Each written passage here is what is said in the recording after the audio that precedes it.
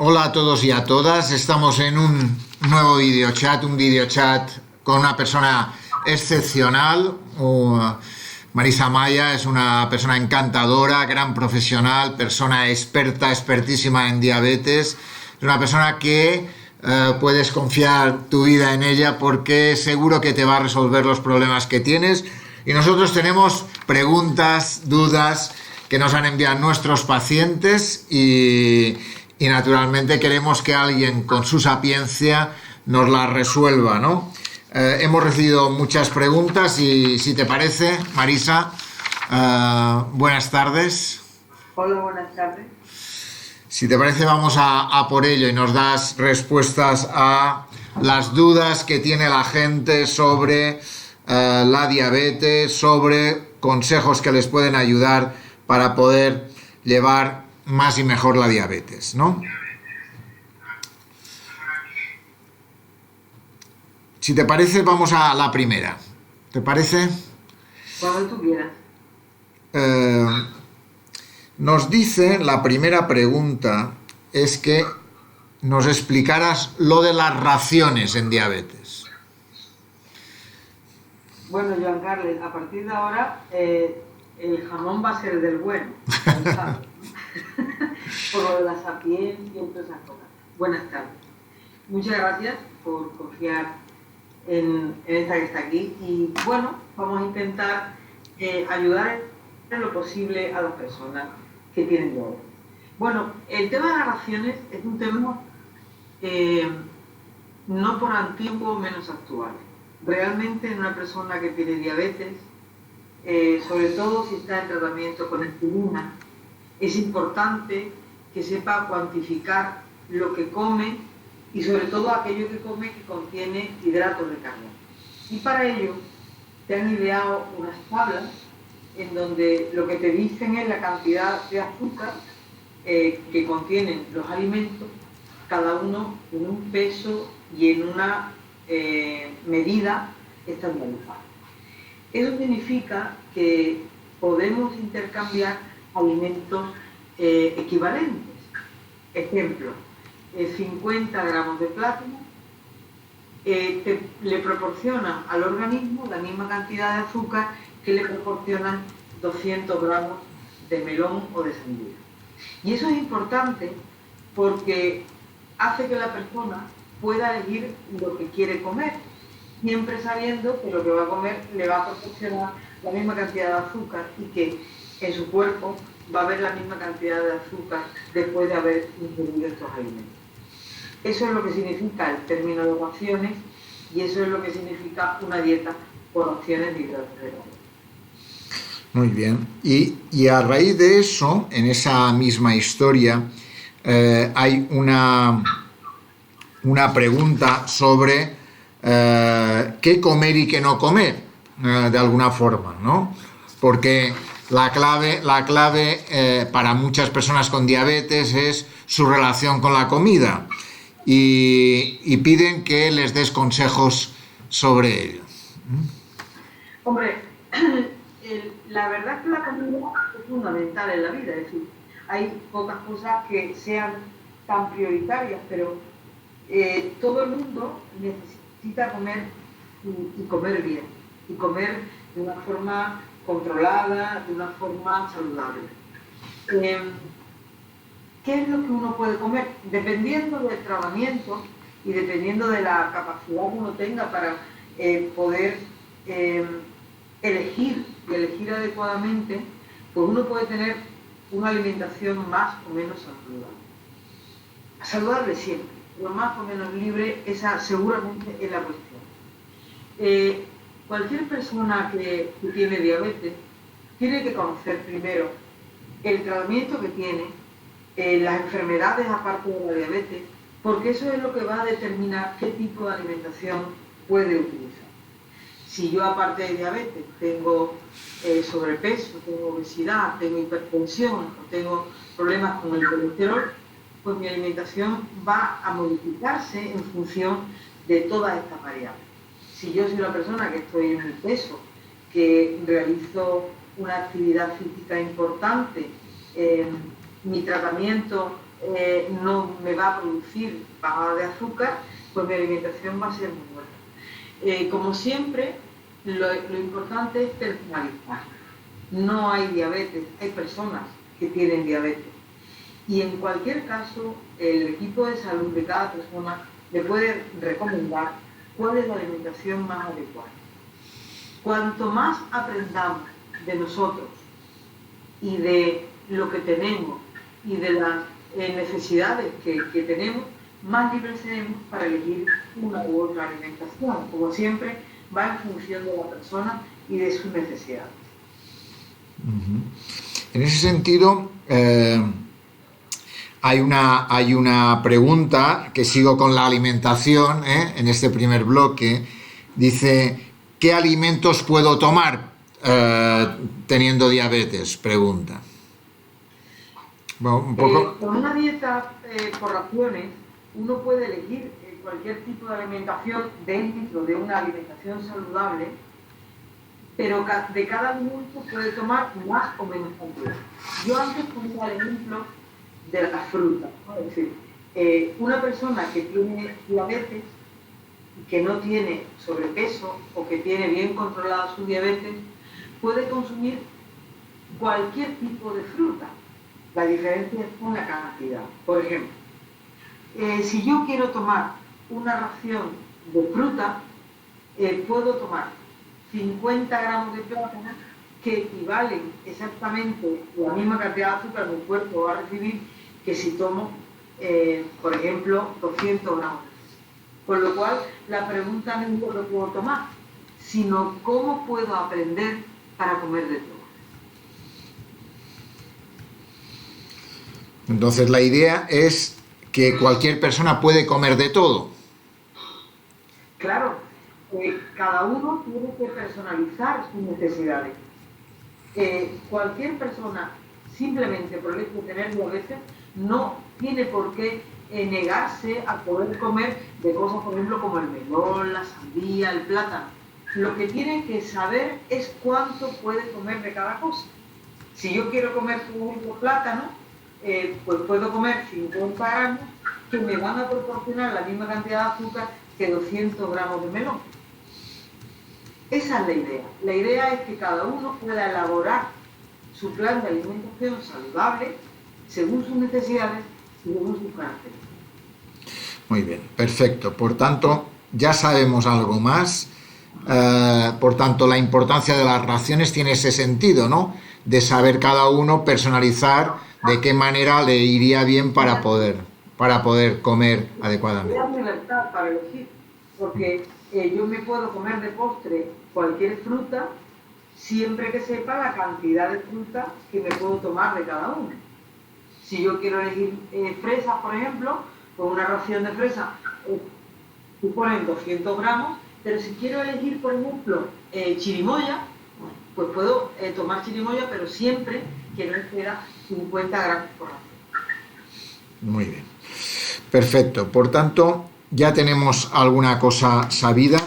¿Hay alguna pregunta más sobre alimentación que va ligado, por ejemplo, a cómo una persona le dice, cómo controlar una diabetes inestable con muchas hiperglucemias? Bueno, la diabetes en sí misma es una enfermedad inestable. Yo no conozco, sobre todo en personas con diabetes del tipo 1, que la diabetes sea estable, en el sentido de que siempre tenga la misma cantidad de glucemia.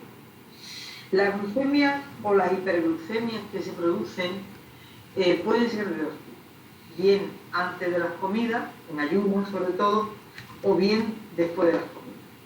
Las hiperglucemias que una persona tiene en ayunas o antes de las comidas tiene que ver con la cantidad de insulina lenta o de las proporciones de tratamiento que tienen que ver con mantener la glucosa en ayunas o la glucemia basal, da igual los términos, dentro de los límites negociados y prefijados por su equipo de salud. Y luego, las hiperglucemias que suceden después de las comidas tienen que ver con aquellas insulinas o con aquellos tratamientos que cubre la cantidad de azúcar que uno tiene después de una digestión de la comida.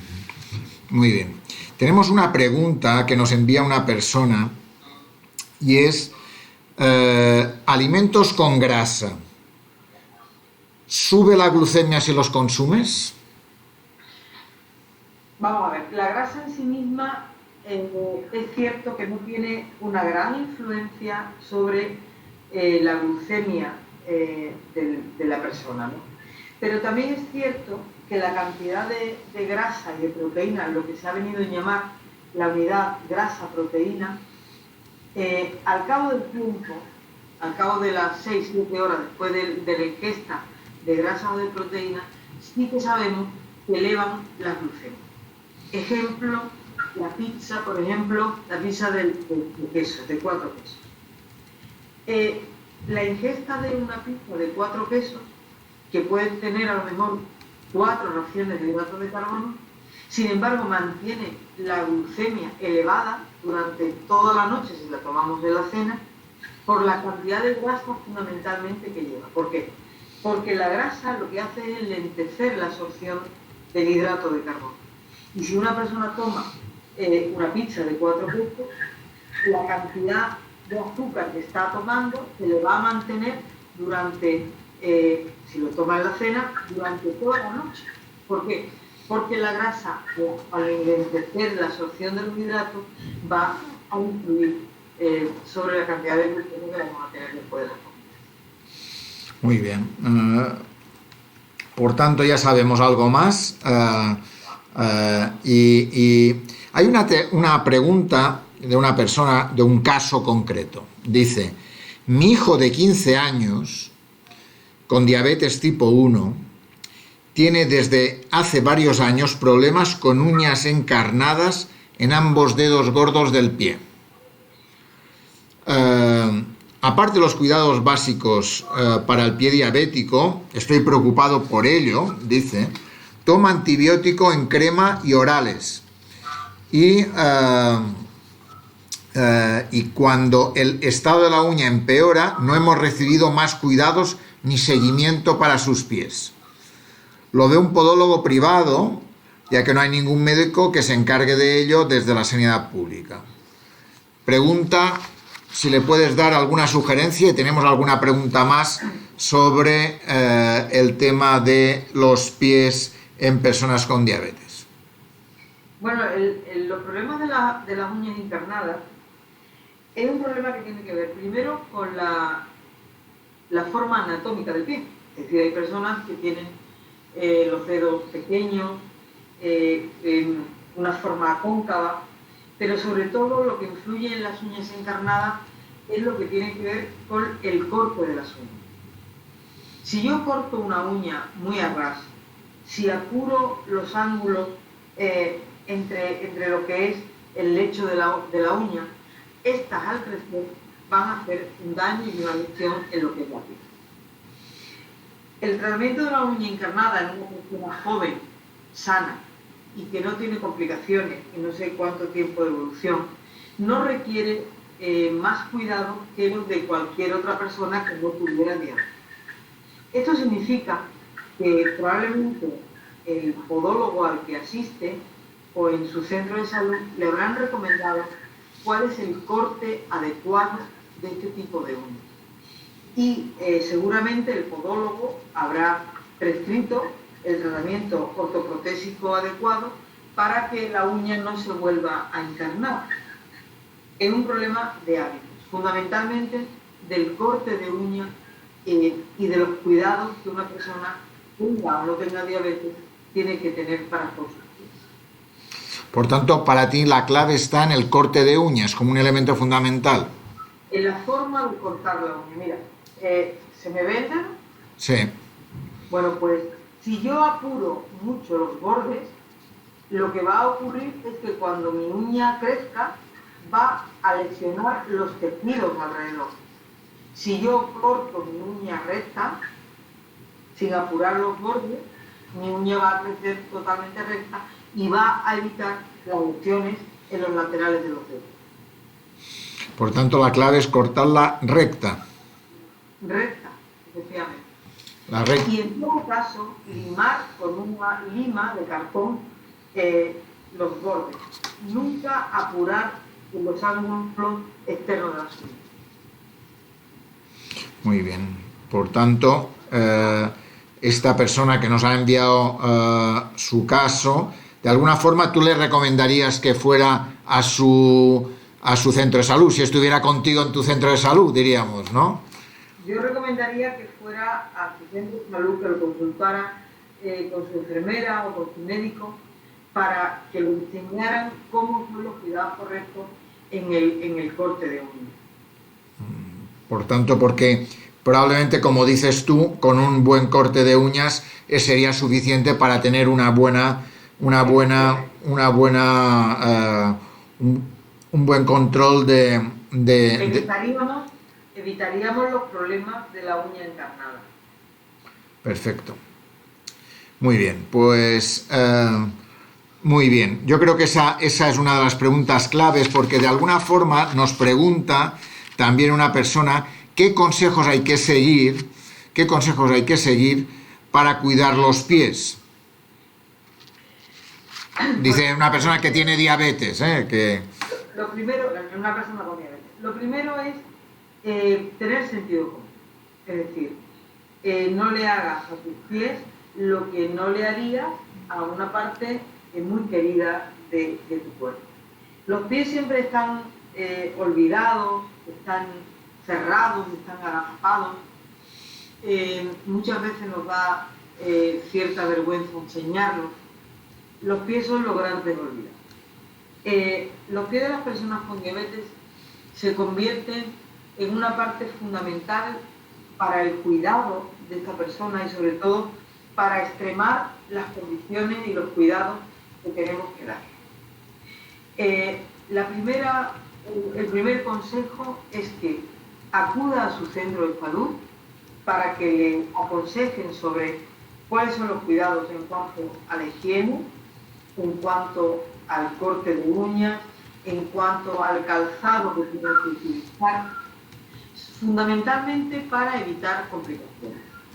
Lo más importante es explorar los pies de las personas, y eso lo hacen los compañeros de los centros de salud de atención primaria, para categorizar si la persona que tiene diabetes, qué riesgo tiene de padecer complicaciones. Y el categorizar a una persona con un pie de bajo riesgo, de riesgo moderado o de alto riesgo, hace que tanto la exploración del pie como los cuidados a tener en cuenta pues son diferentes. Cada cosa que hacemos a los pies tienen que pasar, para mí, un importante cribado, y es a un niño pequeño, a la piel de un niño pequeño, le aplicarías esta pomada, este calicida, simplemente preguntándose uno a sí mismo si eso lo aplicaría a la piel de un niño pequeño, y si dice que no, no lo apliques a tu piel, porque tus pies son tan sensibles, tan vulnerables como la piel de un niño pequeño. Por tanto, de alguna forma antes has comentado una cosa con respecto, por tanto, mimar y cuidar los pies es un elemento muy importante, pero has dicho también el calzado. ¿Algún consejo sobre el calzado? Sí, el calzado tiene que ser un calzado bueno, de buena piel, de buen material. A ser posible, no debe de tener posturas internas, es decir, no debe tener rebordes que se pongan en contacto con el pie. Lo segundo es que tenemos que comprárnoslo por la tarde, es decir, cuando tenemos el pie más hinchado, cuando tenemos el pie más holgado. El tacón no debe de pasar más allá de los 5 centímetros de altura, y cuando nosotros introducimos nuestro pie dentro del calzado, no puede estar aprisionado. Es decir, nosotros tenemos que meter nuestro pie en el calzado y sentirnos cómodos, sentirnos a gusto. Importantísimo, también los materiales que utilizamos para cubrir nuestros pies, medias, calcetines, nunca deben oprimir. Deben de ser de material natural, de hilo, de lana, de algodón, evitar las ligas, evitar la compresión en el tobillo o en la pantorrilla y evitar también que tengan postura pues, en la parte de los dedos, en la parte de las uñas, para evitar cualquier roce que pueda dañarnos la piel de nuestra piel. Muy bien. Perfecto. Muy bien, que eso nos parece muy importante.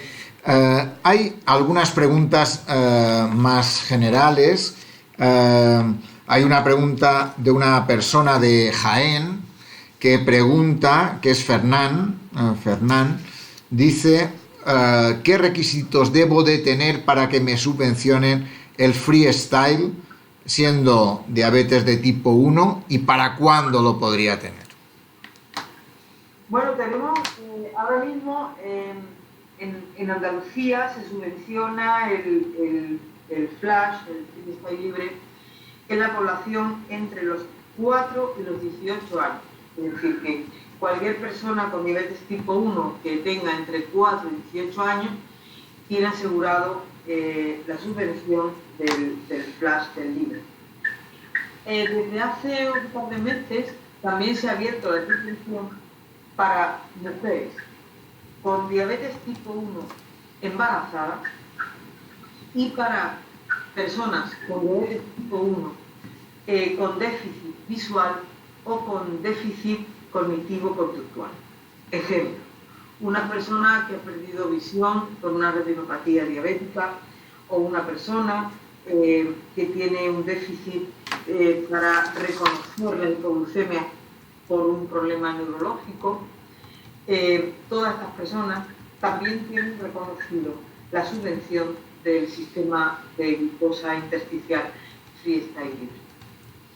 Muy bien, muy bien. Por tanto, ya tenemos alguna información más. Hay una pregunta, has hablado de, en el caso del freestyle, has hablado de mujeres embarazadas, ¿no? Y hay una pregunta que nos hace una de nuestras pacientes, y teniendo diabetes, ¿qué problemas puede suponer que me quede embarazada? Bueno, el embarazo es una situación tanto en las mujeres con diabetes tipo 1 y en las mujeres con diabetes tipo 2 que debe de ser programada. Programada significa que cuando una mujer desea un embarazo, sería muy recomendable que se pusiera en contacto con su equipo de salud habitual, que se lo comunicara para poner en marcha una serie de medidas que hagan que el embarazo tenga las mismas posibilidades de éxito que el resto de la población que no tiene diabetes. Esto significa que si una mujer programa adecuadamente su embarazo, eso significa que tenga niveles de hemoglobina glicada y controles de normoglucemia dentro de los objetivos que se consideran adecuados, es una mujer que tiene todas las posibilidades para quedarse embarazada y que su embarazo no requiera o no tenga un mayor riesgo que el resto de la población. Pero lo importante es prepararlo, es decir, lo importante es que la mujer que tiene deseo de quedarse embarazada, que tiene diabetes, lo comunique a su equipo de salud y le dé las recomendaciones adecuadas para llevarlo a buen término. Muy bien, perfecto. Hay otra pregunta sobre diabetes e infarto. Y dice esta persona si es verdad que cada vez más hay una relación más fuerte entre diabetes y problemas de corazón, ¿no? Lo que cada vez está más claro es que una diabetes sin control, una diabetes mal controlada, es una fuente importante para que una persona que la padece desarrolle una patología vascular, en este caso con el. Es decir, la diabetes, una persona que tiene una diabetes del tipo 2, prácticamente tiene el mismo riesgo que una persona que ha sufrido ya una. En el sentido de que si yo tengo una diabetes tipo 2 que no cuido adecuadamente, voy a tener un riesgo aumentado por 10 o por 12 veces respecto a una persona de mi misma edad y mis mismas características. La relación entre enfermedad cardiovascular y diabetes está sobradamente conocida, pero fundamentalmente lo que está aún más reconocido es que depende del control de tu diabetes, la relación con la aparición de un infarto será mayor o menor. Cualquier persona que tenga una diabetes tipo 2 está prácticamente, la mayoría de los equipos, está evaluada para utilizar medicamentos que minimicen o al menos igualen el riesgo de infarto con respecto a la población en general. Pero es cierto que depende de la persona y de su competencia y su motivación para cuidarse, la posibilidad de tener un infarto es mayor o es menor. Muy bien. Por tanto, muy bien. Hay otra pregunta, cambiando un poco de tema, y nos pregunta una de las personas, dice, ¿las personas con diabetes podemos utilizar Viagra? Viagra. Viagra. Bueno, la Viagra es un medicamento que interfiere con algunas sustancias, no las que tienen que ver con la diabetes, pero sí las que tienen que ver con el control de la tensión arterial.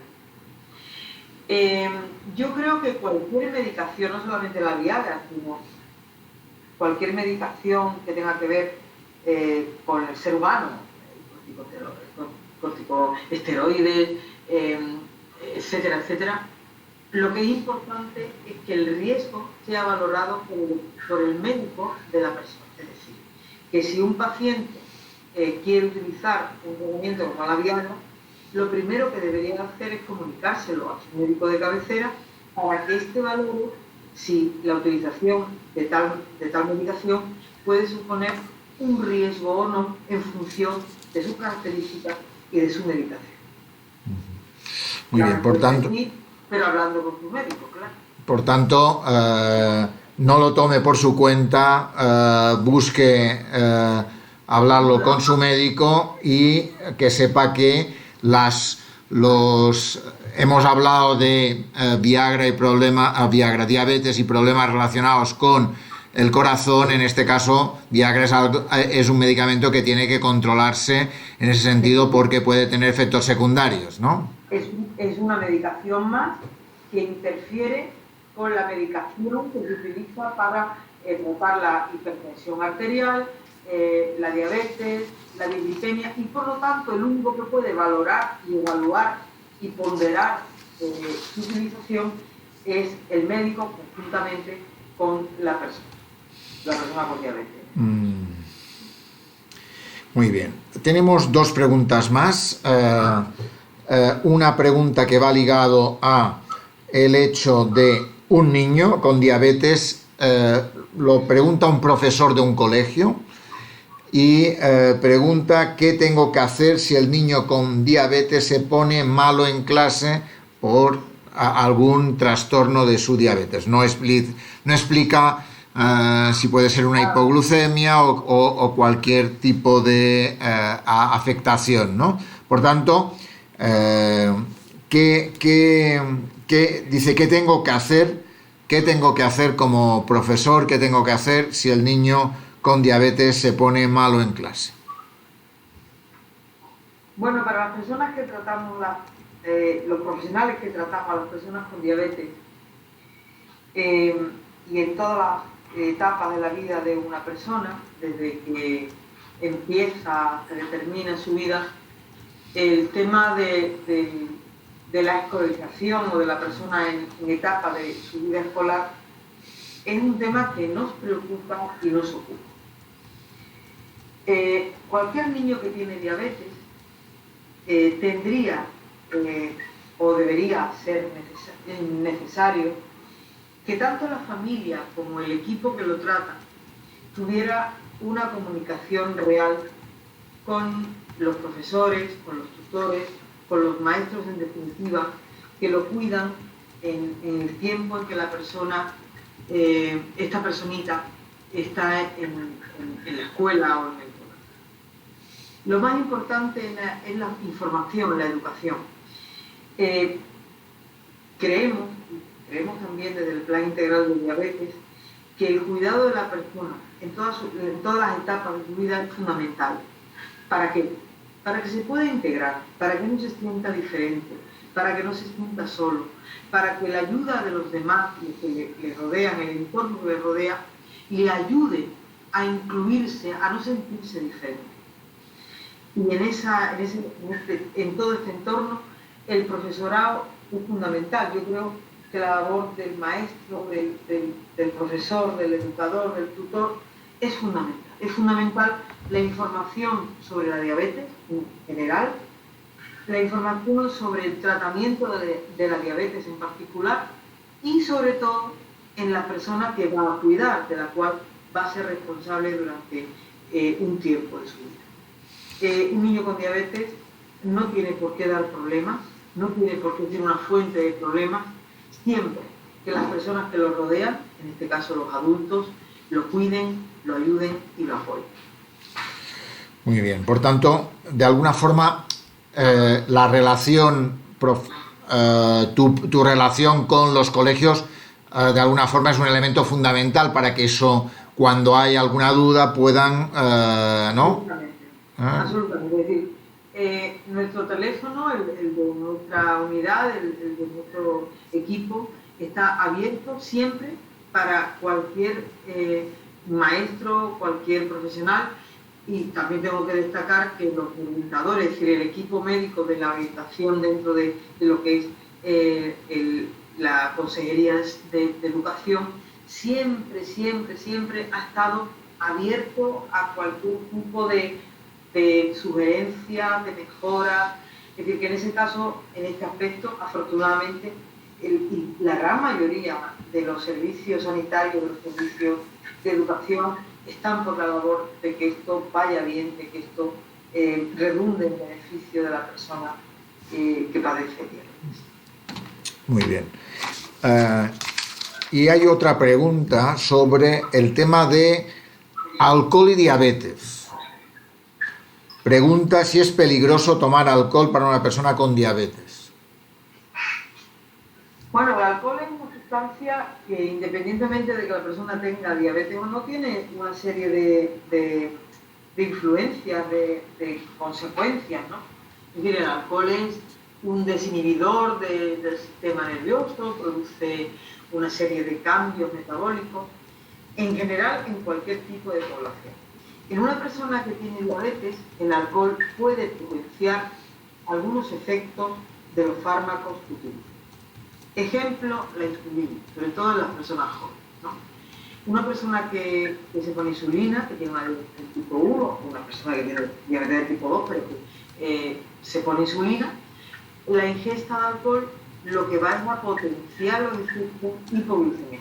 El alcohol es un gran hipoglucemiante en las primeras etapas después de su ingesta y luego a la larga puede producir hiperglucemia.